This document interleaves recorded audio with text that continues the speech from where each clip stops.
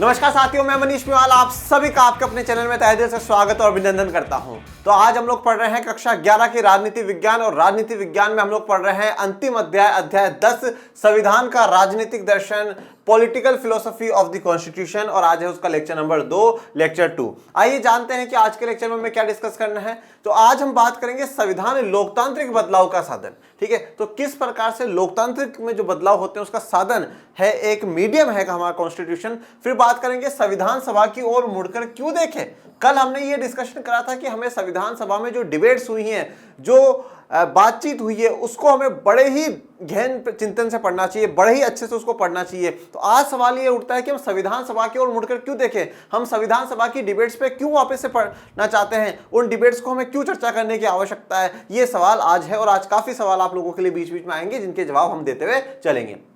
चलिए, संविधान लोकतांत्रिक बदलाव का साधन। देखिए, कॉन्स्टिट्यूशन संविधान जो बनाया जाता है, संविधान मूलतः जो बनाया जाता है वो इसलिए बनाया जाता है कि देश का शासन चलाया जा सके।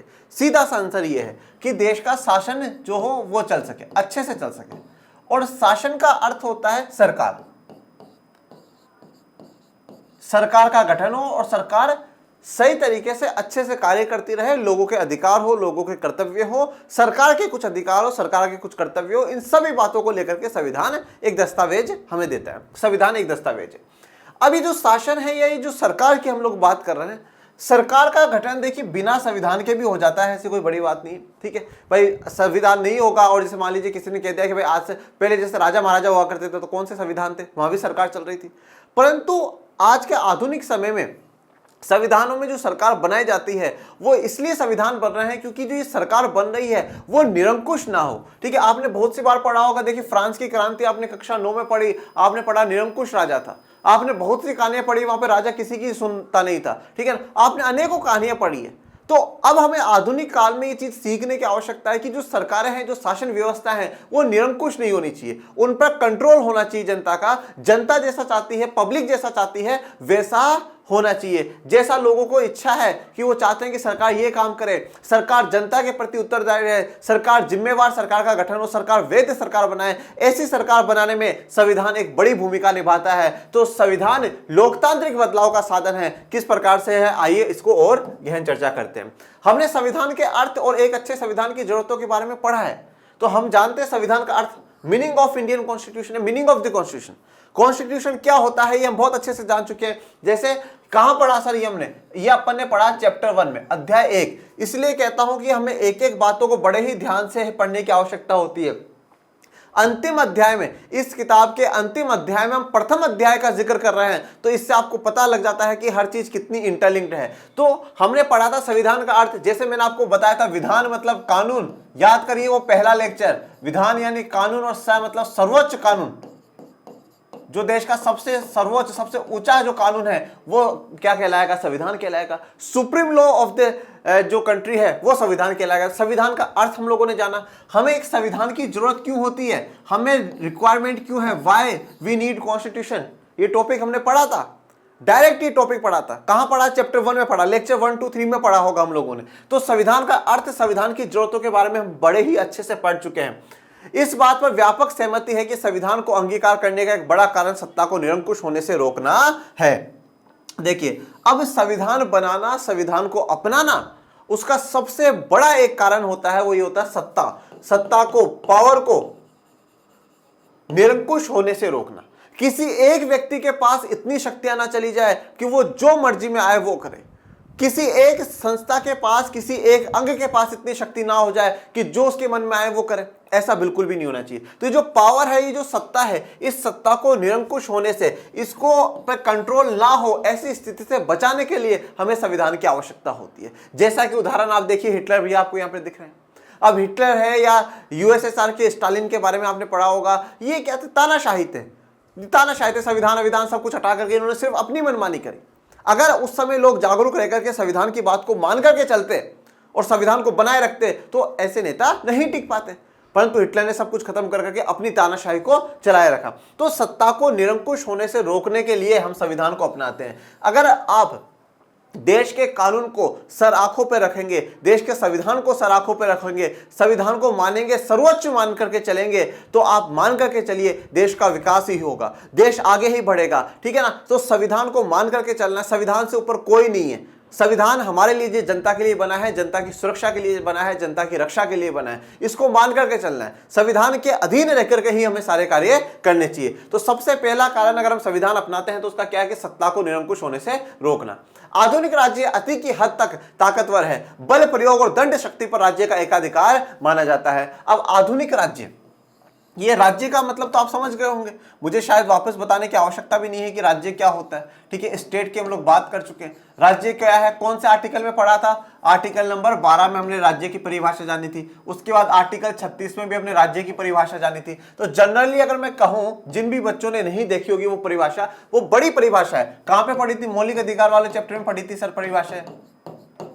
ठीक है, और राज्य की परिभाषा अगर नहीं पढ़ी तो मैं एक नॉर्मली आपको बता देता हूं, वो सरकार, कार्यपालिका, नॉर्मली अपन सरकार का वर्ड यूज कर सकते हैं। जिसने ज्यादा नहीं पढ़ी, ज्यादा पहले के चैप्टर्स को नहीं देखा हो, कोई दिक्कत वाली बात नहीं है, आप नॉर्मली उससे समझ आइए कि क्या है सरकार। तो सरकार के अति की हद तक ताकतवर है। तो आज की जो आधुनिक सरकार है वो बहुत ही ज्यादा ताकतवर है, बहुत ज्यादा पावरफुल है, और उनके पास बल प्रयोग, बल भी का भी प्रयोग कर सकती है, और दंड शक्ति, किसी को पनिश करने पर भी राज्य का एकाधिकार है। मतलब सारी की सारी जो पावर है वो किसके पास होती है? राज्य के पास होती है। किसके पास होती है? सरकार के पास होती है। ठीक है, ये सरकार, ये राज्य की परिभाषा हम चैप्टर 2 में बड़े ही विस्तार से पढ़ चुके हैं। चैप्टर 1 में भी मैंने आपको इसके बारे में पढ़ाया था, और जिन भी बच्चों ने नहीं पढ़ा कोई दिक्कत वाली बात नहीं है। और अगर आप कभी चैप्टर पढ़ लेते हैं और आपके मन में डाउट उठता है कि यार कैसे ये डाउट सोल्व होगा, मुझे ये चीज नहीं समझ में आ रही है, तो जल्दी ही लर्न एंड शेयर आर्ट्स आप लोगों के लिए लेकर आ रहा है 11th और 12th के आर्ट्स के बैचेस। उन बैचेस को लेना ना भूले।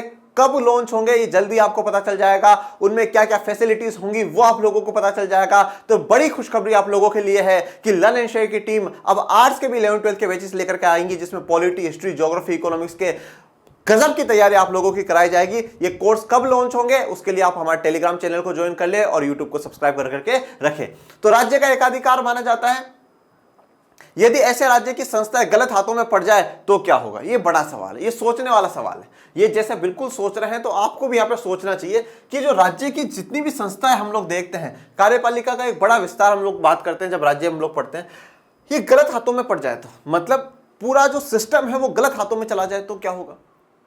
मतलब जो संविधान ने जो संस्थाएं तैयार करी थी लोगों की रक्षा करने के लिए, अगर वही लोगों के साथ गलत करने लग जाए तो क्या होगा?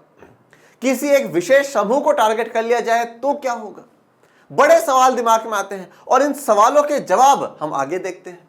भले ही इन संस्थाओं का निर्माण हमारे सुरक्षा और भलाई के लिए किया गया था, परंतु ये बड़ी आसानी से हमारे ही विरुद्ध काम कर सकती है। तो जितनी भी संस्थाएं हम लोकतंत्र में देखते हैं, इन सभी संस्थाओं का निर्माण क्यों करा गया? हमारी सुरक्षा के लिए, हमारी भलाई के लिए, लोगों की, हमारी मतलब जनता की सुरक्षा हो, जनता की भलाई हो, जनता का वेलफेयर हो। ठीक है, वो जनता के कल्याण के लिए तो सारे काम करे गए भाई। देश में संविधान बनाया गया, संविधान में जितनी भी बातें लिखी गई वो किसके लिए है? जनता के लिए। और इसीलिए तो कहा कि हम भारत के लोग, सबसे ऊपर कौन? भारत के लोग, भारत की जनता सबसे ऊपर बताएगी। तो जनता के वेलफेयर के लिए, उनकी भलाई के लिए, उनकी सिक्योरिटी, उनकी सुरक्षा के लिए ही तो ये सारी संस्थाएं, ये सब कुछ गठित करा गया है। परंतु ये जो संस्था है ये बड़ी ही आसानी से हमारे विरुद्ध काम कर सकती है। देखो अब हम बात करें, ये संस्था जो राज्य है अब बहुत पावर है, खूब पावरफुल है, और ये इनके पास इतना पावर है कि ये अपनी पावर का हमारे खिलाफ भी मिसयूज कर सकती है। इनको जो पावर दी गई वो क्यों दी गई? हमारी सुरक्षा करने के लिए, हमारा भला करने के लिए, हमारा कल्याण करने के लिए। परंतु वो उस पावर का हमारे खिलाफ मिसयूज भी कर सकते हैं, हमारे विरुद्ध भी वो कार्य कर सकते हैं। राज्य की शक्ति का दुनिया भर का अनुभव बताता है कि अधिकांश राज्य कुछ व्यक्ति अथवा समूह के हित को नुकसान पहुंचाने की दिशा में काम कर सकते हैं। तो राज्य की शक्ति, जो पावर मिली हुई है स्टेट को, उससे अगर हम दुनिया भर का अनुभव देखें तो अधिकांश राज्य में कुछ व्यक्ति या समूह के हित को नुकसान पहुंचाने की दिशा में काम हो रहा है।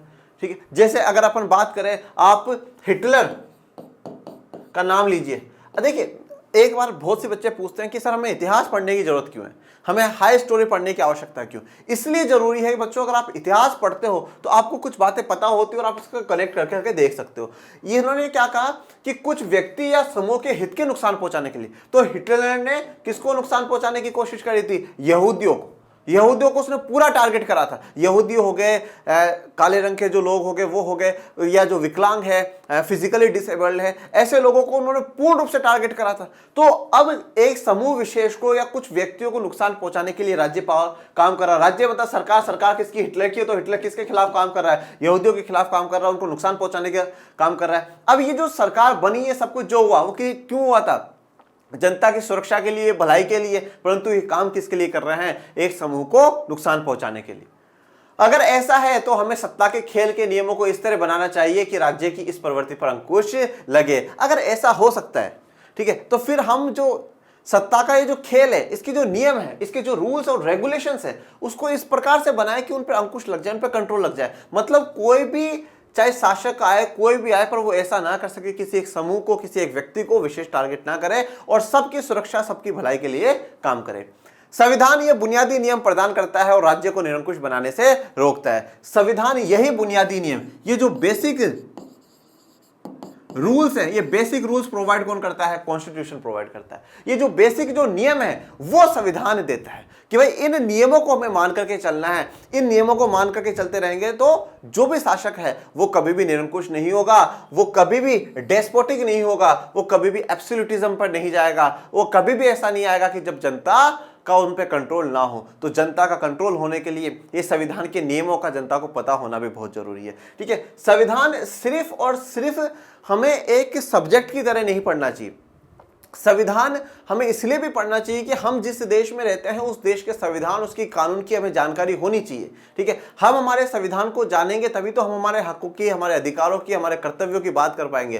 तभी तो हमें पता चलेगा कि सरकार ने ये जो काम करा है वो अच्छा है या गलत है। जो ये फैसला आया है, ये फैसला सरकार की तरफ से सही है या गलत है, इसमें क्या अच्छाइयां हैं, क्या बुराइयां हैं। मतलब अगर हम किसी भी चीज को, कोई भी राजनीतिक या कोई भी कैसी भी गतिविधि अगर देश में होती है, अगर उसको मापने का एक मापदंड है तो वो संविधान है। संविधान को देख करके हम देखेंगे ये काम सही हुआ है या ये काम गलत हुआ है। संविधान सर्वोच्च हो और उसी को मान करके हमें काम करना चाहिए। ठीक है, तो ये जो निरंकुशता है ये कभी नहीं आएगी। संविधान हमें गहरे सामाजिक बदलाव के लिए शांतिपूर्ण लोकतांत्रिक साधन भी प्रदान करता है। देखिए, अब संविधान हमें गहरे सामाजिक बदलाव के लिए, ठीक है, सोसाइटी में बदलाव लाने के लिए शांतिपूर्ण लोकतांत्रिक साधन भी प्रदान करता है। अब इसका अर्थ क्या हुआ? देखो, जैसा कि अब आप देखिए कि सामाजिक बदलाव कैसे, जैसे कि पिछड़ी जाति के लोगों के साथ गलत हुआ, महिलाओं के साथ गलत हुआ, गरीब जो वर्ग है उनके साथ गलत होता है, या अशिक्षित तो किसी के भी साथ कोई गलत होता। अब उनके लिए सामाजिक बदलाव लाने के लिए शांतिपूर्ण लोकतांत्रिक साधन। अगर आप समाज में किसी भी प्रकार से, किसी भी समस्या से दुखी हो, परेशान हो, चाहे वो भेदभाव हो, गरीबी हो, कुछ भी हो, उनसे आप अपने आप में चेंज लाना चाहते हो तो शांतिपूर्ण लोकतांत्रिक साधन। अब ऐसा नहीं है कि आप दुखी हो तो भाई साहब आप कोई बिल्डिंग जला दो, गाड़ियां जला दो, बसें जला दो, ट्रेनें जला दो। नहीं, ये काम किसी को ही नहीं करना, ये काम बिल्कुल भी। लोकतांत्रिक साधन संविधान क्या कह रहा है कि भाई आप हड़ताल कर सकते हैं, आप जाकर के आप ज्ञापन दे सकते हैं, शांतिपूर्ण तरीके से आप जुलूस निकाल सकते हैं, उसमें भी पहले आप परमिशन लेकर के। मतलब शांतिपूर्ण तरीके से आपको कार्य करना, किसी प्रकार की कोई हिंसा नहीं करनी। हिंसा के रास्ते से चलते हुए ही आप अपने सामाजिक बदलाव में बदलाव ला सकते हैं। तो सामाजिक बदलाव के लिए शांतिपूर्ण लोकतांत्रिक जो साधन है वो भी संविधान हम लोगों को देता है। इन सब के अतिरिक्त औपनिवेशिक दास्ता में रहे लोगों के लिए संविधान राजनीतिक आत्मनिर्णय का उद्घोष है और इसका पहला वास्तविक अनुभव भी। देखो, अब औपनिवेशिक दास्ता, हम लोग 200 सालों तक अंग्रेजों के गुलाम रहे। 190 होता है पर लगभग 200 ही कहा जाता है। 200 सालों तक हम औपनिवेशिक दास्ता के गुलाम रहे। अब गुलामी के बाद आजादी आई और आजादी में हमने बड़े ही सपने सजोए, हमारा ऐसा देश होगा, ऐसी कानून व्यवस्था होगी। तो संविधान राजनीतिक आत्मनिर्णय का उद्घोष है। ठीक है, हम राजनीति में हमारे जो निर्णय है हमारे खुद के, उनका पहली एक अनुभूति है संविधान, एक पहला फील हम कह सकते हैं कि भाई हमारा कॉन्स्टिट्यूशन बना, उसमें ऐसे सरकार बनेगी, ये हमारे पास अधिकार होंगे, ये सारे कर्तव्य होंगे, इस प्रकार से ये सब कुछ। जवाहरलाल नेहरू इन दोनों बातों को अच्छी तरह समझते थे। कौन सी दोनों बातें? पहली शांतिपूर्ण लोकतांत्रिक साधन की और दूसरी राजनीतिक आत्मनिर्णय की। उनका कहना था कि संविधान सभा की मांग पूर्ण आत्मनिर्णय की सामूहिक मांग का प्रतिरूप है। क्योंकि सिर्फ भारतीय जनता के चुने हुए प्रतिनिधियों से बनी संविधान सभा को ही बगैर बाहरी हस्तक्षेप के भारतीय संविधान बनाने का अधिकार है। देखो क्या कहा है, संविधान सभा की मांग पूर्ण आत्मनिर्णय की सामूहिक मांग का प्रतिरूप है। देखो संविधान सभा की जो भी डिमांड है, देखिए कॉन्स्टिट्यूशन असेंबली की जो भी डिमांड है, मतलब वो सामूहिक मांग का प्रतिरूप है, मतलब सबकी वो मांग है, वो सबकी डिमांड है। ऐसा क्यों कहा गया है? क्योंकि ये भारतीय जनता के चुने हुए प्रतिनिधियों से बनी है। भारतीय अभी कैसे चुन करके आए थे संविधान सभा के सभी सदस्य, आप सभी को पता है। तो भारतीय जनता के चुने हुए प्रतिनिधियों के द्वारा ये सभा बनी हुई है। इसमें किसी भी बाहरी हस्तक्षेप नहीं है, कोई भी बाहर का सदस्य नहीं है, कोई भाई इंग्लैंड का, कोई ब्रिटेन का, ऑस्ट्रेलिया का, अमेरिका का, कहीं का नहीं। जितने भी संविधान सभा में बैठे हैं सभी भारतीय सदस्य हैं। तो उन भारतीय सदस्यों के द्वारा बनाई गई ये संविधान सभा और संविधान ये सभी का दर्शाव दिखाता है कि इन्होंने जो डिसीजन लिया वो पूरे देश ने डिसीजन लिया है, कोई किसी बाहर के व्यक्ति का कोई डिसीजन नहीं है। दूसरा, नेहरू की दलील थी कि संविधान सभा सिर्फ जनप्रतिनिधियों अथवा योग्य वकीलों का जमावड़ा भर नहीं है, बल्कि यह स्वयं में राह पर चल पड़ा एक राष्ट्र है जो अपने अतीत के राजनीतिक और सामाजिक ढांचे के खोल से निकलकर अपने बनाए गए नए आवरण को पहनने की तैयारी कर रहा है। तो नेहरू जी क्या कह रहे हैं कि संविधान सभा सिर्फ जनप्रतिनिधियों, ऐसा नहीं कि हमने जो प्रतिनिधि है वो आकर के बैठ गए, या सिर्फ वकीलों का, क्योंकि कहा जाता है कि संविधान सभा में काफी ज्यादा जो थे वकील थे, ठीक है, तो इसलिए कभी कभी इसको वकीलों का भी दस्तावेज कहा जाता है, ठीक है ना। तो वकीलों का जमावड़ा भर नहीं है। तो नेहरू जी क्या कहते हैं कि जो ये संविधान है ये तो स्वयं एक राह पर चल पड़ा एक राष्ट्र है, जो क्या है, जो पुराना अतीत है, जितनी भी पुरानी राजनीतिक सामाजिक स्थितियां है उन सबको पीछे छोड़ करके, खोल मतलब खोल का एक जो कवर होता है, तो पुराना हमारा कवर क्या था कि सामाजिक भेदभाव है, राजनीतिक रूप से हम अंग्रेजों के गुलाम है, आर्थिक रूप से गरीबी है, ये जो पुराना वाला खोल है, इस पुराने वाले कवर को हटा कर करके एक नया कवर, एक नया आवरण पहनने की तैयारी में। और ये नया आवरण क्या होगा? हमारा खुद का संविधान होगा, हमारे संविधान में हमारे नियम होंगे, हमारे हिसाब से, उन नियमों के हिसाब से ये देश चलेगा। ये जो संविधान है, और ये संविधान किसको दर्शा रहा है? ये सामूहिक मांग को दर्शा रहा है। ये पूरे देश की जो डिमांड्स है उन डिमांड्स को संविधान में जोड़ा गया है और सबको साथ लेकर के चलने वाला संविधान बनाया गया है। अब एक नई स्थिति, नया परिवर्तन देखने को मिलेगा, ऐसा नेहरू जी यहां पर कह रहे हैं। भारतीय संविधान का निर्माण परंपरागत सामाजिक ऊंच नीच के बंधनों को तोड़ने और स्वतंत्रता, समता तथा न्याय के नए युग में प्रवेश के लिए हुआ है। तो भारतीय संविधान जो बना है, इसका निर्माण हुआ है, तो परंपरागत जो भी सामाजिक ऊंच नीति, चाहे वो पुरुष महिला में हो, जाति के आधार पर हो, धर्म के आधार पर हो, रंग के आधार पर हो, आर्थिक स्थिति के आधार पर हो, किसी भी आधार पर जो भी सामाजिक ऊंच नीच थी, उन सारे बंधनों को तोड़ करके, उन सारे बंधनों को खत्म कर करके एक नए युग में प्रवेश कर रहे हैं। और वो नया युग कैसा होगा? स्वतंत्रता का होगा, सब स्वतंत्र है, समता का होगा, सब बराबर है, चाहे महिला पुरुष, कोई भी अगड़ा पिछड़ा, सब एक जैसे हैं। न्याय, सबको न्याय मिलेगा, सबको जस्टिस मिलेगा। तो अभी हमने यहाँ पे क्या बोला कि पुराने खोल से निकलकर हम एक नए आवरण की तरफ बढ़ रहे हैं। ये पुराना कवर था जहां ऊंच नीच होगी, हम गुलाम थे, नहीं, अब एक नए कवर में बढ़ रहे हैं जहां पर हम लोग स्वतंत्रता, समता, न्याय के नए युग में प्रवेश करते हैं।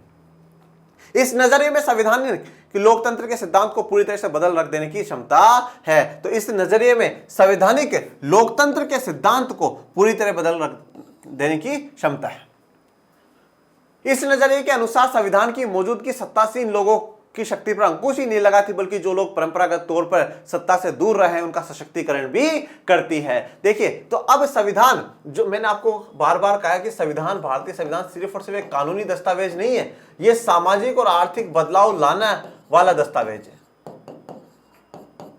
और जो समाज में हजारों सालों से वंचित रहे, चाहे वो महिलाएं रही हो, चाहे वो पिछड़े वर्ग के लोग रहे हो, कोई भी वर्ग ऐसा रहा हो जो हजारों सालों से सत्ता से वंचित रहा हो, हजारों सालों से उन सुख सुविधाओं से वंचित रहा हो, वो सब सुख सुविधाएं, वो सब जो देने वाला है वो देश का संविधान है। तो संविधान सिर्फ और सिर्फ सत्ता पे कंट्रोल लगाने वाला ही एक साधन नहीं है, बल्कि जो सत्ता से दूर रहेंगे, जो परंपरागत हजारों वर्षों से सत्ता से दूर रखा गया, उनको शिक्षा से, सत्ता से सबसे दूर रखा गया, उनको मजबूत बनाने का भी साधन क्या है? देश का संविधान है। देश के संविधान की देन है कि आज हजारों लाखों की संख्या में जो महिलाएं हैं वो बड़े अच्छे पदों पर बैठी हुई हैं। आप ये हजारों की संख्या में जो पिछड़ी जाति के लोग हैं वो अच्छे स्थानों पे हैं। ये क्या है? ये संविधान की देन है। तो सशक्तिकरण, एम्पावरमेंट करा गया है, मजबूत बनाया गया है उन वर्गों के लोगों को जो हजारों वर्ष तक बहुत पिछड़े हुए थे या वो सत्ता से काफी दूर थे। तो सिर्फ और सिर्फ संविधान सत्ता पर अंकुश लगाने का काम नहीं कर रहा है, बल्कि सत्ता में उन लोगों को पहुंचाने का भी काम कर रहा है जो हजारों सालों से दूर थे, जैसे कि महिलाएं और पिछड़ी जाति के लोग।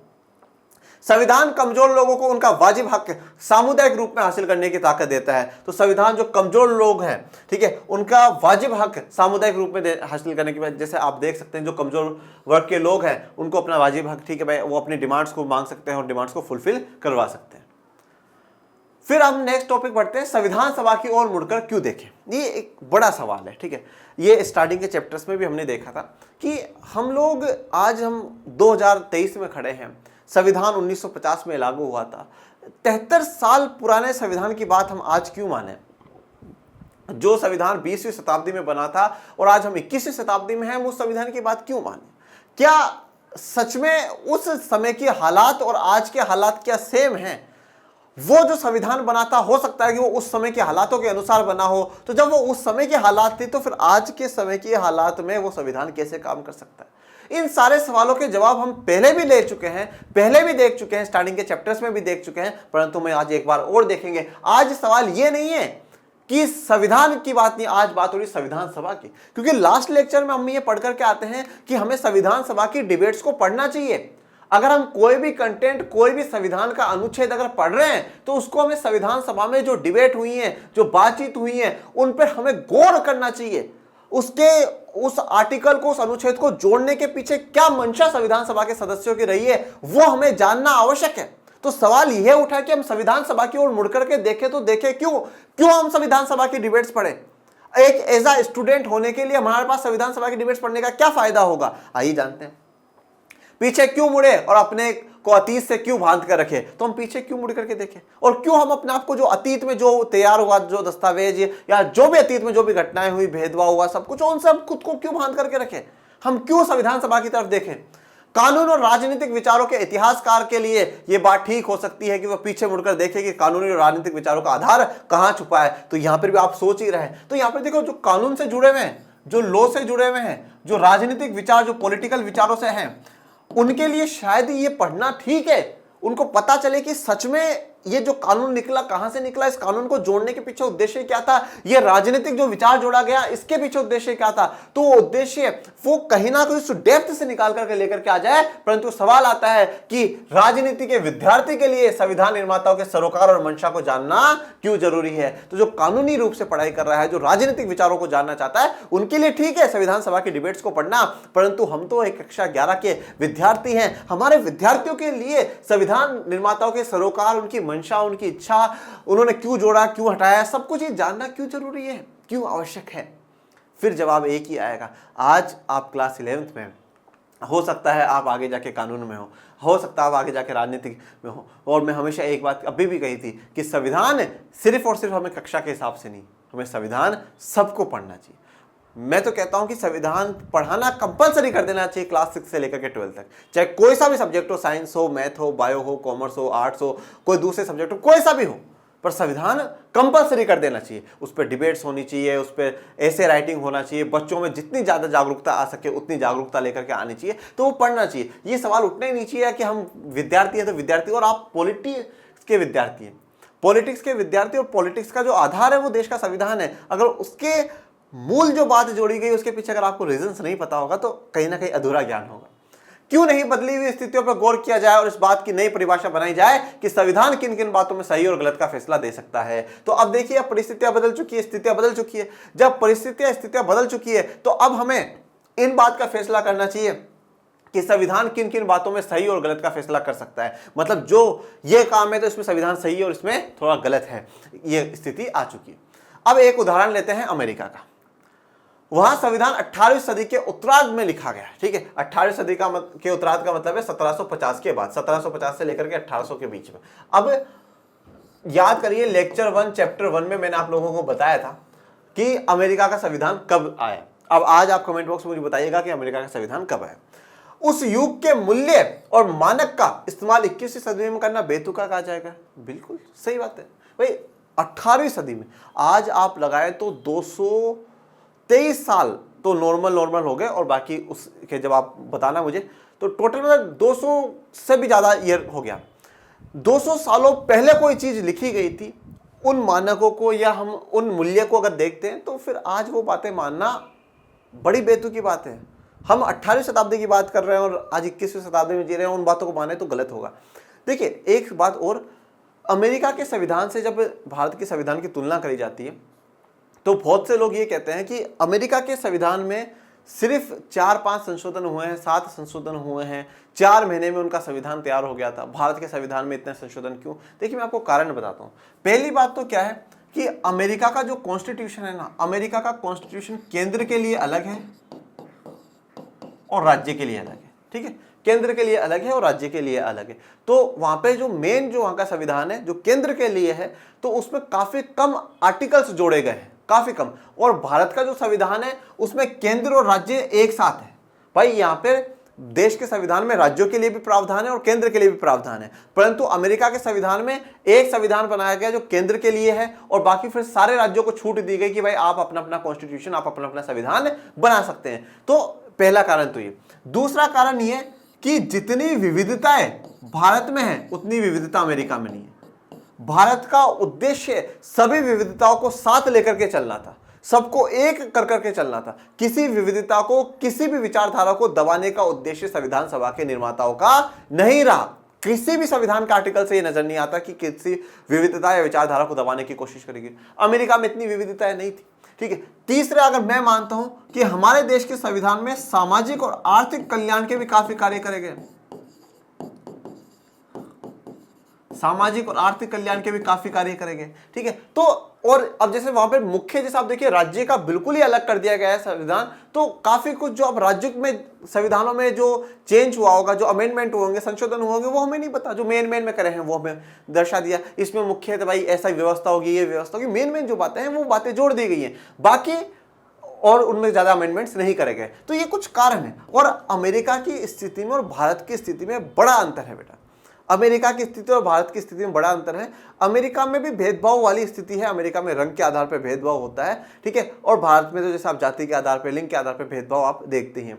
और जब भारत आजाद हुआ ना बेटा, बड़ी मुश्किल समस्याएं थी उस समय। या आप क्लास 12 की जो भारत वाली पॉलिटी की किताब है उसका अध्याय 1 में आप जानेंगे कि विभाजन के समय क्या स्थिति हुई है।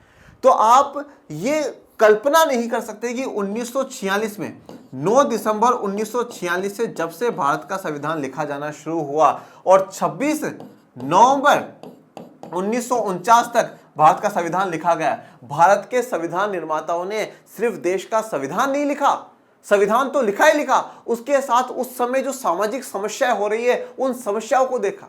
जो हजारों लाखों लोग भारत से पाकिस्तान, पाकिस्तान से भारत आ रहे हैं, उनके रहने की व्यवस्था करेगी, दंगों को रोकने की कोशिश करेगी, शांति स्थापित करने की कोशिश करेगी। और उस समय जो कानून चलेंगे, जब तक संविधान नहीं बन जाता, जो कानून चलेंगे वो कानून बनाए, उन कानूनों को बनाया गया। बहुत बड़े बड़े काम उस समय के में, उस दौर में 2.5-3 साल में हमारे संविधान निर्माताओं ने, हमारे उस समय के नेताओं ने करे। वो स्थितियां बड़ी ही खतरनाक स्थिति आती। तो अमेरिका से इन चीज का तुलना करना थोड़ा सा गलत है। ठीक है। तो यहां पे जो सवाल ये पूछा कि इन्होंने जो 20वीं शताब्दी में जो चीज लिख दी गई, हम उसको 21वीं शताब्दी में, 18वीं शताब्दी में जो लिख दिया गया, हम उसको 21वीं शताब्दी में क्यों माने? ये तो थोड़ा सा अगर मान रहे हैं तो ये बेतुकी बात होगी। बहरहाल हिंदुस्तान की स्थिति अलग है। ठीक है। यहां संविधान निर्माताओं के समय जो स्थिति थी और हम लोग आज जिन स्थितियों में रहते हैं उसमें कोई क्रांतिकारी बदलाव नहीं आया है। देखिए अब यहां पे एक बात बहुत इंटरेस्टिंग आप समझने की जरूरत है। संविधान निर्माताओं के समय जो स्थिति थी, मतलब 1950 के समय जो स्थिति थी और आज जो स्थिति है, उसमें कोई क्रांतिकारी बदलाव नहीं आया है। अब आप बोलोगे सर ऐसा कैसे बदलाव नहीं आया? आज तो काफी कुछ बदल चुका है, हमें 75 साल आजादी के हो गए हैं, बड़े बड़े परिवर्तन आज हमें देखने को मिले हैं, तो क्यों ये बात क्यों कही? देखो बेटा, मेन बात यह है, संविधान निर्माताओं के समय जो स्थिति थी, स्थिति का मतलब यह है कि जो आपको सामाजिक आर्थिक समस्याएं देखने को मिलती थी उस समय, वो लगभग आज भी है। क्या आज महिलाओं के साथ डिस्क्रिमिनेशन नहीं होता? क्या आज कास्ट बेस्ड, रिलीजन बेस्ड, रंग के आधार पर, इनके आधार पर भेदभाव नहीं होता? क्या आज हमारे देश में गरीबी नहीं है? हाँ, ये बातें सारी सत्य हैं कि ये जितने भी मैंने नाम लिए उन सब में, चाहे भेदभाव हो, चाहे शोषण हो, चाहे गरीबी हो, उनमें गिरावट आई है। परंतु जो स्थितियां थी उस समय, उन स्थितियां आज भी है। थोड़ी बहुत स्थितियां है ना, वैसी स्थितियां उस समय थी जैसी आज भी है। ठीक है। तो कोई क्रांतिकारी बदलाव नहीं आया। ये नहीं बोला कि बदलाव आया ही नहीं है, काफी बदलाव आया है। मैं हमेशा कहता हूं ना कि हमने 75 साल में हमारे देश की सरकारों ने बहुत कुछ करा है, परंतु अभी और भी बहुत कुछ करने की आवश्यकता है। तो क्रांतिकारी बदलाव, एक बहुत बड़ा बदलाव लेकर के आने की आवश्यकता है। मूल्य, आदर्शों और अवधारणाओं के लिहाज से हम लोग संविधान सभा की सोच और समय से अलग नहीं हो पाए हैं।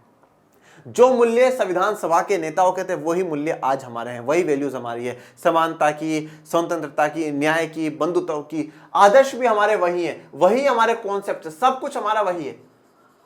हम इन चीजों में संविधान सभा की सोच और समय से बिल्कुल भी अलग नहीं हो पाए हैं। जो संविधान सभा की सोच थी, जो संविधान सभा का समय था, उससे हम लोग बिल्कुल भी अलग नहीं है। हमारे मूल्य, हमारे आदर्श, हमारी अवधारणाएं उनसे मिलते जुलते हैं और हमारे उन मूल्यों को, उन आदर्शों को बचाए रखना यह जरूरी है। हमारे संविधान का इतिहास अभी भी हमारे वर्तमान का इतिहास है। तो जो संविधान का इतिहास है वो हमारे वर्तमान का इतिहास है। हो सकता है कि हमारे कानूनी और राजनीतिक व्यवहार, बर्ताव के पीछे जो असली बात है हमने उसे भुला दिया हो, कालक्रम ने हमें उन्हें स्वाभाविक मान लिया हो। तो क्या कह रहा है, जो हमारे कानूनी और राजनीतिक व्यवहार है, ठीक है, वो बर्ताव के पीछे असली बात है उसको हमने भुला दी, जो रियल बात है उसको हमने भुला दिया हो, हमने स्वाभाविक मान लिया हो। हमारे बहुत से कानूनी और राजनीतिक व्यवहारों के पीछे जो असली बात है वह पृष्ठभूमि में चले गई हो या हमारी चेतना के पर्दे से उतर गई हो, भले ही वही बात पहले हमारे व्यवहार बर्ताव की बुनियाद के रूप में स्वीकार की गई हो। मतलब ये कहना चाहता है कि जो हमारे कानूनी और राजनीतिक व्यवहार के पीछे जो असली बात है, जो मतलब मेन जो उद्देश्य है, हो सकता है कि उस पर पर्दा डल गया हो, वो छुप गई हो, परंतु पहले हमारे व्यवहार और बर्ताव की बुनियाद के रूप में स्वीकार की गई है। मतलब हो सकता है जो कानूनी राजनीतिक जो व्यवहार है जिसका आज हमारा पर्दा उतर गया हो, वो पहले एक बुनियाद के रूप में काम किया गया हो। जब तक सब कुछ ठीक ठाक चलता रहे तब तक भूले रहना हानिकारक नहीं होता। ठीक है भाई, सब कुछ ठीक चल रहा है, ठीक चल रहा है, ठीक चल रहा है, अब ठीक चल रहा है तो कोई बात नहीं, आप भूल के ओके, कोई दिक्कत वाली बात नहीं। लेकिन जब संवैधानिक व्यवहार बर्ताव को चुनौती मिले, खतरा मंडराए या उपेक्षा हो, तब इन पर अपनी पकड़ बनाए रखना जरूरी हो जाता है। तो फिर जब संवैधानिक व्यवहार पर बर्ताव को चुनौती मिले, खतरा मंडराने लगे, उपेक्षा हो, तो फिर हमें उन बातों को याद करना आवश्यक है। ऐसे में इन व्यवहारों, बर्ताव के मूल्य और अर्थ को समझने के लिए संविधान सभा की जो बहस है, डिबेट्स को मुड़कर देखने के सिवा हमारे पास कोई चारा नहीं रहता। तो जो कानूनी राजनीतिक व्यवहार को समझना है, उसका अर्थ को जानना है, तो हमें उस संविधान सभा की डिबेट्स को जानना आवश्यक होगा। हमें समझना होगा मेन मकसद क्या है उस अनुच्छेद को जोड़ने का, उस बात को लिखने का, वो हम डिबेट से ही समझ सकते हैं बेटा। इसीलिए हर जगह बार बार में आपकी किताब में अलग अलग महापुरुषों के, अलग अलग संविधान सभा के सदस्यों की बातें रखी गई हैं बॉक्सेस में, और बताया गया है कि इस मुद्दे पर उस संविधान सभा के सदस्य ने ये विचार रखे थे, ठीक है ना। तो हम उन चीजों से कनेक्ट कर पाए, हम जो हम पढ़ रहे हैं उस बात को हम जोड़ पाए, हम प्रूफ कर पाए कि हाँ भाई ये बात सही थी, क्योंकि ये बात उस समय में चर्चा हो चुकी थी। संभव है इस क्रम में हमें और पीछे यानी औपनिवेशिक भारत में जाकर पड़ताल करनी पड़े, और यह भी संभव है कि कोई आज राजनीतिक या कानूनी कोई भी हालात हो, उसमें औपनिवेशिक भारत में जब हम अंग्रेजों को गुलाम थे उस समय में भी हमें जाकर के थोड़ी पड़ताल करनी पड़े। देखिए बच्चों, एक बात हमेशा ध्यान रखिएगा, आज अगर कुछ भी घट रहा है ना, आज कुछ भी घट रहा है, तो ऐसा नहीं है कि वो आज ही है, उसका कहीं ना कहीं हिस्ट्री से लिंक है बेटा, या आप मान करके चलिए, कहीं ना कहीं उसका हिस्ट्री से लिंक है। आज एक बात बताइए, महिला सशक्तिकरण कहा जाता है, वुमेन एम्पावरमेंट, कभी हमने ये तो नहीं सुना मेन एम्पावरमेंट, पुरुष सशक्तिकरण, ऐसा तो हमने कभी नहीं सुना। क्यों? क्योंकि ये जो वुमेन एम्पावरमेंट है, महिला सशक्तिकरण, क्यों? क्योंकि पीछे इतिहास में जब जाओगे तो हम देखते हैं कि महिलाओं के साथ भेदभाव हुआ, महिलाओं के साथ डिस्क्रिमिनेशन हुआ। तो आज जो स्थिति देखने को मिलती है, जो शब्द महिला सशक्तिकरण, वो क्या है, वो इतिहास से कहीं ना कहीं कनेक्टेड है। तो कोई भी घटना अगर होती है तो उसके लिए हमें इतिहास में जाना जरूरी है, उसको हमें समझना जरूरी है कि एक्चुअल में क्या हुआ था, ठीक है। जैसे अगर आप लोग देखते हो कि अगर जैसे मान लीजिए कभी कुछ है ना, कोई क्राइम सिटी में हो जाता है, तो पुलिस वाले क्या करते हैं, सबसे पहले तो जो विक्टिम होता है उसके पहले इतिहास खोजते हैं, उसके पहले की लाइफ क्या थी, कैसा था, किसी के साथ कोई दुश्मनी तो नहीं, परिवार वालों में किसी के साथ कोई दुश्मनी तो नहीं है, पूरी खोजबीन करके फिर वो अपराधी तक पहुंचते हैं, ठीक है। तो इतिहास में जाना जरूरी है, इतिहास को समझना जरूरी है कि एक्चुअली हुआ क्या है, और इतिहास में जो गलतियां हुई है उनसे सबक लेकर करके हम आज के वर्तमान को सुधारें, और वर्तमान सुधर जाएगा तो भविष्य ऑटोमेटिकली धीरे धीरे सुधरता जाएगा। इसलिए अपने संविधान के मूल में निहित राजनीतिक दर्शन को बार बार याद करना और उससे टटोलना हमारे लिए जरूरी है। तो इसलिए संविधान के जो मूल में जो राजनीतिक दर्शन है, जो पॉलिटिकल फिलोसफी, उसको बार बार याद करना हमारे लिए आवश्यक है, और उसको टटोलना हमारे लिए जरूरी है। मतलब कंक्लूजन या निष्कर्ष हमारा क्या है कि हमें संविधान सभा की डिबेट्स को पढ़ना चाहिए, हमें जो मूल बातें हैं उस राजनीतिक दर्शन को बार बार याद करते रहना चाहिए। इसी के साथ आज का ये लेक्चर और कंप्लीट होता है। और प्यारे विद्यार्थियों, जल्द ही आप लोगों के लिए कोर्स लॉन्च करे जाएंगे।